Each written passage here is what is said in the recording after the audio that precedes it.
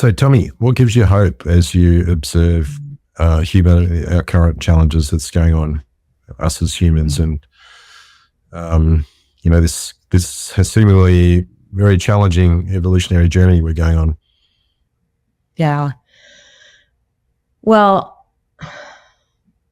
I have to keep myself educated about what's going on, but do so in a very mindful way, because a lot of this, because of my sensitivities, can send me back to bed for weeks if I'm not careful about how much I'm indulging in what is news. I'm very careful about where I get my news. I don't generally follow the mainstream news because of the sensational aspects of it.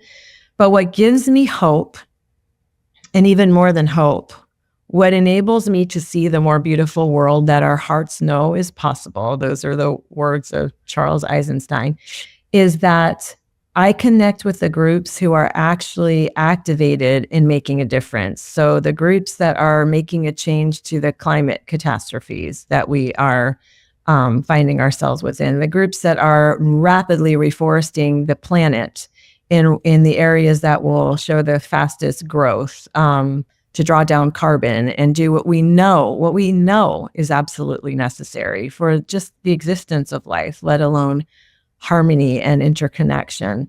I support the groups that are working, with the animals, animal rescues, and bringing healing through that angle. So I get behind those who I really admire, who are really doing the hard work, rolling up their sleeves and committing to the better world we know we can do, because humans are capable of everything and we are limitless in what's possible. So I do believe, even with the dire information that we have and the dire situation of the planet and the suffering, that we can redirect ourselves. We can take all of our energy and our creativity and our intellect, and we can apply it in the proper ways and come back to the thriving and loving and respect of life, all life.